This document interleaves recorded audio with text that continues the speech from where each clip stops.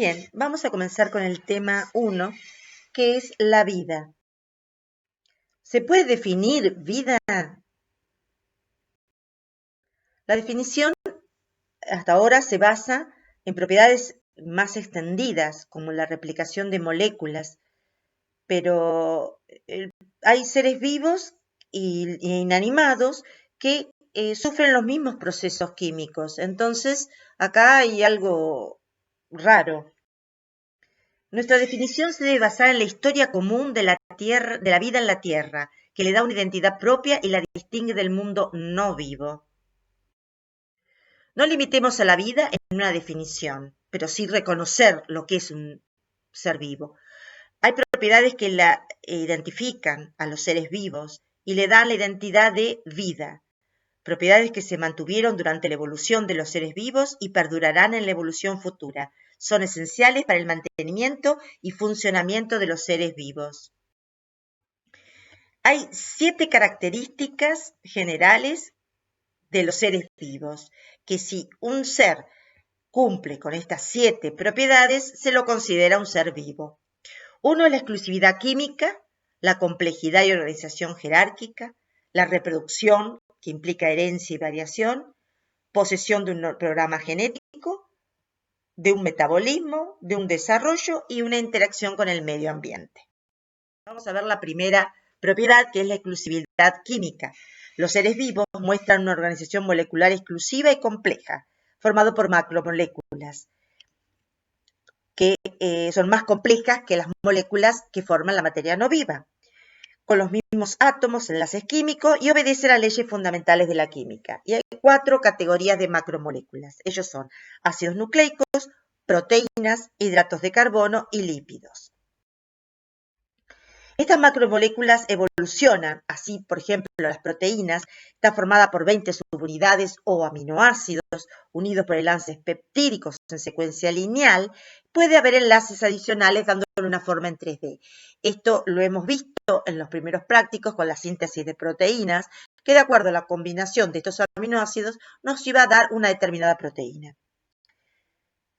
Igual ocurre con los lípidos y los hidratos de carbono. La segunda propiedad de la complejidad y organización jerárquica. Los seres vivos muestran una organización jerárquica exclusiva y compleja. Así, átomos y moléculas combinan en patrones con un grado de organización. Aparecen las macromoléculas, luego las células, que forman tejidos, órganos y sistemas, los organismos, poblaciones y, por último, las especies. Entonces aparece el concepto de célula. La unidad semiautomática que realiza todas las funciones básicas es la unidad de todo sistema vivo. Es decir, unidad estructural y funcional. Estructural porque cumple con estructural porque tiene una estructura común y funcional porque cumple con todas las funciones vitales. Bien, entonces todos estos niveles jerárquicos nos va a llevar a una jerarquía biológica y nos lleva a una evolución. La tercera propiedad es la reproducción. Todos los organismos se autorreproducen. La vida surge de una vida anterior por la reproducción. En cada nivel de jerarquía biológica, las formas de vida se reproducen para generar otras semejantes. Los genes se replican para generar nuevos genes, las células para generar nuevas células, los organismos, ya sea por reproducción sexual o asexual, como vimos en el práctico, se van a producir nuevos organismos, las poblaciones se fragmentan para formar nuevas poblaciones y las especies se forman a partir de procesos de especiación, que implica la reproducción. La reproducción es aumentar el número de individuos, es decir, lleva a la herencia y a la variación. Y esta variación o variabilidad implica la replicación del ADN, cambios cromosómicos, reproducción de organismos, aparición de poblaciones y surgimiento de especies. También tenemos la propiedad de ser vivo, que es la posesión de un programa genético. Es decir, un código genético que se estableció a partir del principio de la vida evolutiva. El mismo código está presente en los genomas nucleares de todo ser vivo. Ha sufrido muy pocos cambios desde el origen de la vida. El ADN mitocondrial acá tenemos que marcar, es diferente al ADN nuclear. Entonces, vemos que el nuclear es lineal, mientras que el mitocondrial es circular. El número de copias, el ADN nuclear, va a presentar 2 por célula, mientras que miles por células el mitocondrial. El tipo de herencia biparental para el nuclear, mientras que el mitocondrial es de uniparental, es decir, el óvulo que lleva la mayor cantidad de citoplasma lleva las mitocondrias, mientras que el espermatozoide solamente tiene el pronúcleo para la fecundación, no lleva mitocondrias. Esto hace que esa herencia se hace por parte de la madre. Bien, la estabilidad y la tasa de mutación para el nuclear es baja y menor, mientras que para el mitocondrial es alta y mayor.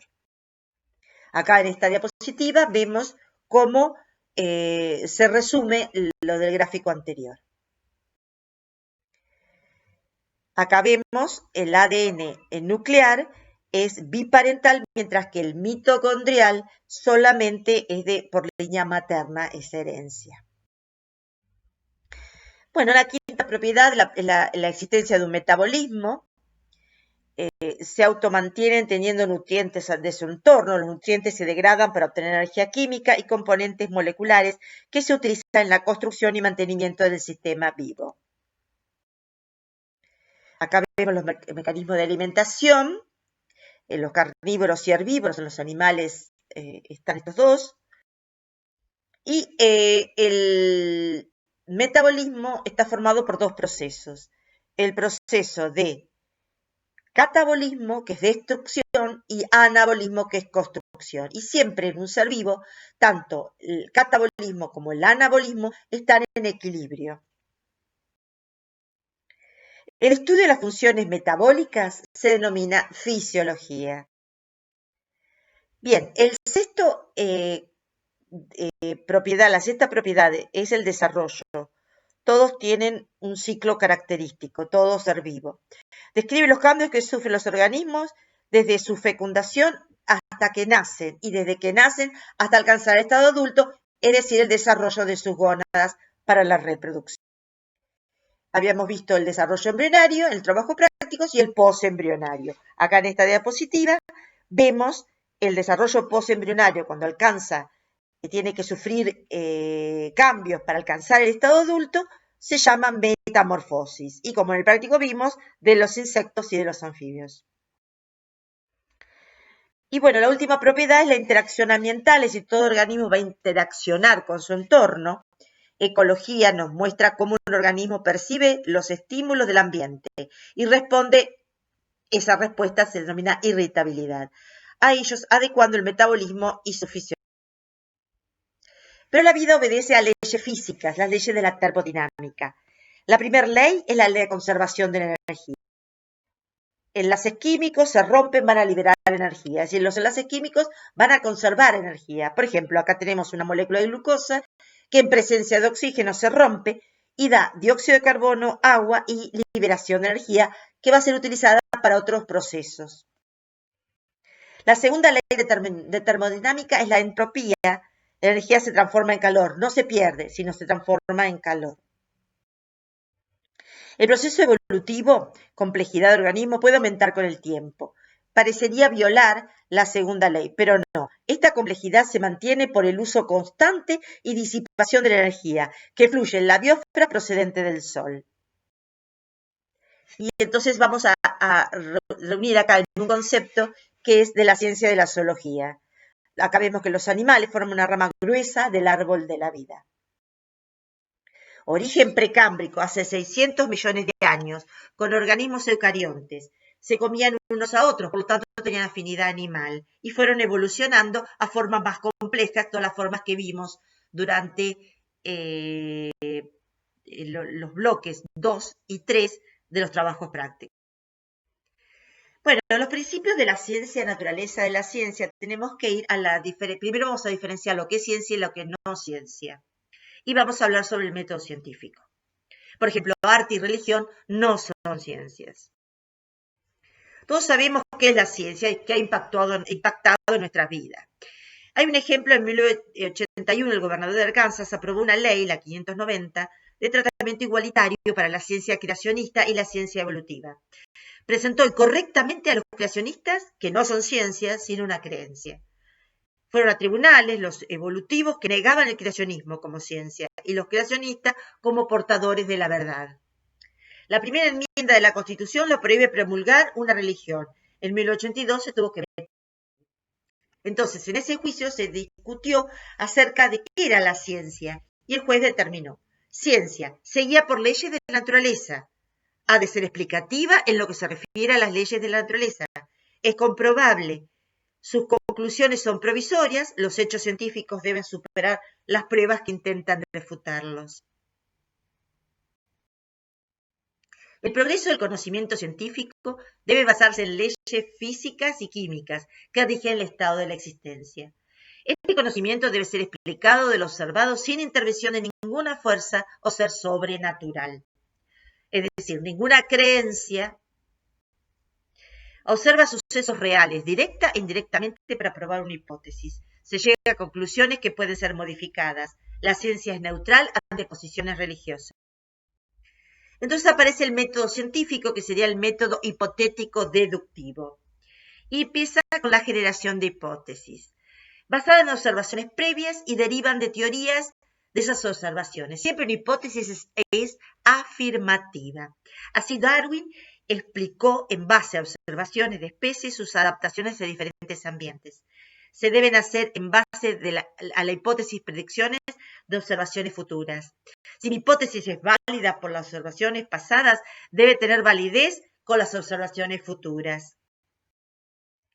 Entonces acá vemos en el cuadro, la observación genera una hipótesis. Esta hipótesis, para ser comprobada, tiene que ser experimentada. Se llega a una conclusión, leyes, teorías, publicación, y puedo otra vez realizar la observación y replantear la hipótesis.